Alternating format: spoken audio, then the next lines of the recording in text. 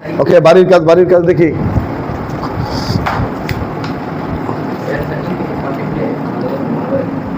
আজকে কয় তারিখ?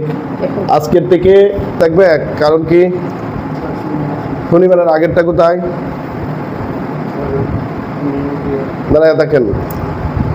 হ্যাঁ, শনিবারের আগের থাকলে আগে দাঁড়ায় থাকতে হবে, কিছু করার নাই। আমি এখানে নতুন আইছেন, আপনি নতুন আসেন নাই।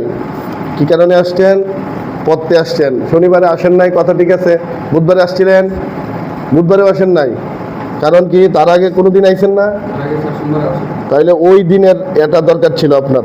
এটা সেপ্টেম্বর মাস, এখন যদি আপনি তৈরি না হন 2 মাস পরে ফাইনাল পরীক্ষা আপনার। কি কারণ?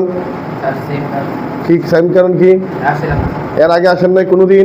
জীবনে কোনোদিন আসেন নাই? তাহলে ওই দিনে কাতাটা কোথায়? দাঁড়ায় থাকবেন, 1 ঘন্টা দাঁড়ায় থাকবেন।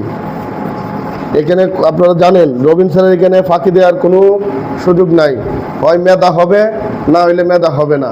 হয় ছাত্র হবেন, না হলে ছাত্রী হবেন, দুইটার একটা। বিয়ে দিয়ে দিব অল্প বয়সেই, ক্লাস 9 10 উঠলেই বিয়ে করাই দিব। সংসার চালবেন আর লেখাপড়া করবেন। ক্লিয়ার? ক্লাসের পড়া ক্লাসে শেষ করতে হবে।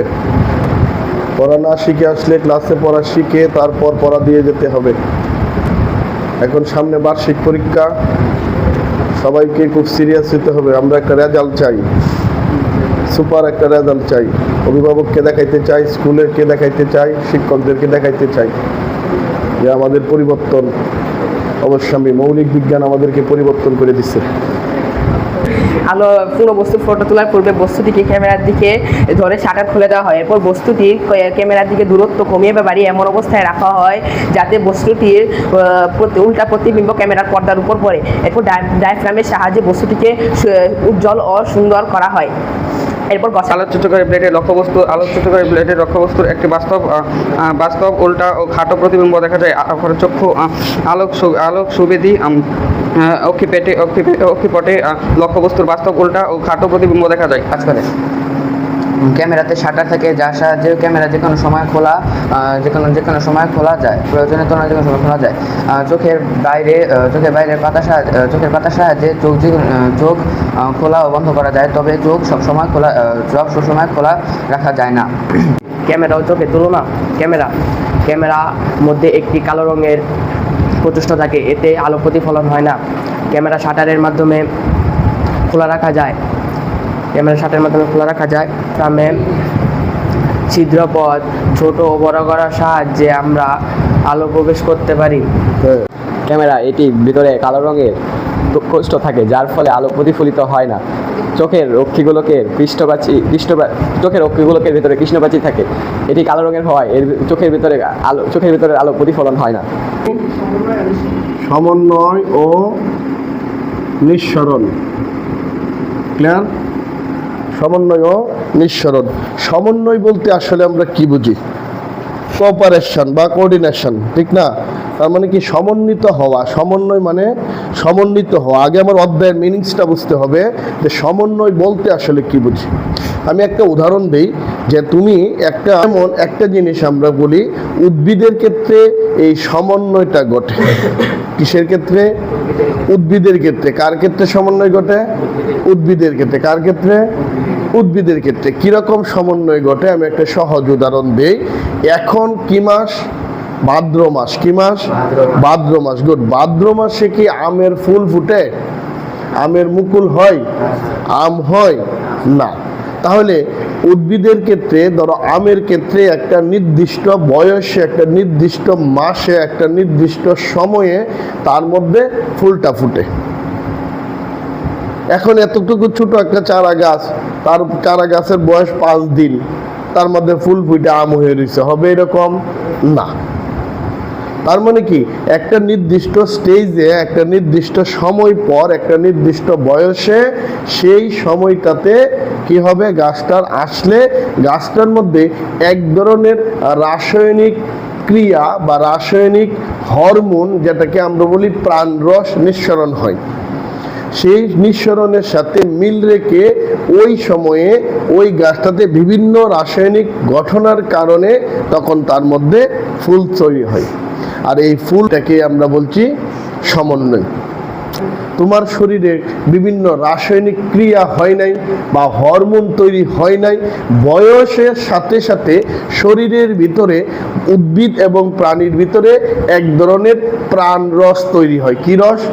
প্রাণরস। প্রাণীর ভিতরে এক ধরনের রাসায়নিক রস বা হরমোন তৈরি হয় বা রাসায়নিক পদার্থ তৈরি হয়। সেটার কারণে ওই উদ্ভিদটার মধ্যে একটা সময়ে তার ভিতর কিছু ক্রিয়া বা কার্যকলাপ পরিলক্ষিত হয়। যেমন আমার ক্ষেত্রে কি ঘটলো, এই যে দাড়ি গু ফুটলো, এটা আমি শিশুকালে আমার হয় নাই। একটা নির্দিষ্ট বয়স পরে, বয়স সন্ধির পরে আমার শরীরে কিছু রাসায়নিক পরিবর্তন হয়েছে।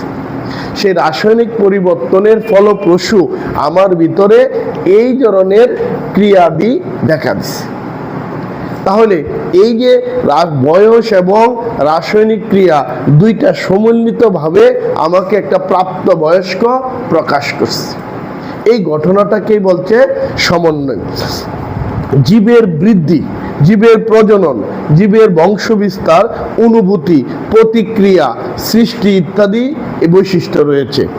উদ্ভিদের এই কাজগুলো করার জন্য হরমোন গুরুত্বপূর্ণ। What is hormone? আমরা বলি হরমোন, তাহলে আমাদের লিখার বিষয় কি? হরমোন।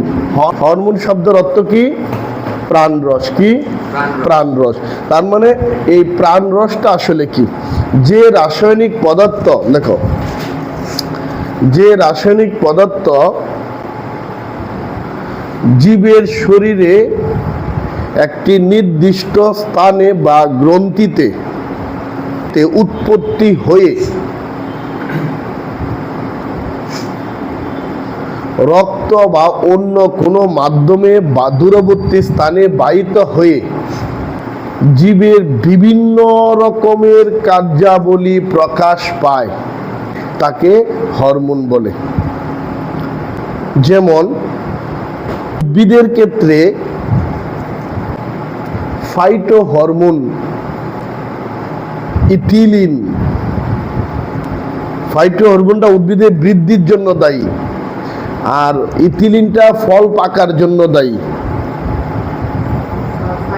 ফাইটো হরমোন, ফাইটা শব্দের অর্থ হচ্ছে উদ্ভিদ। ফাইটো হরমোন মানে উদ্ভিদের হরমোন। এই ফাইটো হরমোনের কাজটা হচ্ছে উদ্ভিদের বৃদ্ধির জন্য দায়ী। কিসের জন্য দায়ী? উদ্ভিদের বৃদ্ধির জন্য দায়ী। ইথিলিন হরমোনটা কিসের জন্য দায়ী? লেখো। ইথিলিন এই হরমোনটা কিসের জন্য দায়ী? ফল পাকার জন্য। আমরা যে ফল খাই, সেই ফলটা পাকার জন্য এই ইথিলিন হরমোনটা দায়ী। মানুষের শরীরে ইনসুলিন, এটা গ্লুকোজকে ভাঙার জন্য দায়ী। গ্লুকোজকে ভাঙতে কাজ করে।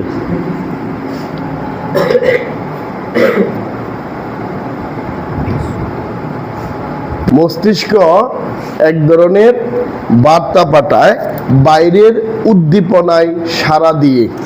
সেই উদ্দীপনার সাথে মস্তিষ্ককে সাড়া দিয়ে কাজটি সাধন করাই হলো সমন্বয়।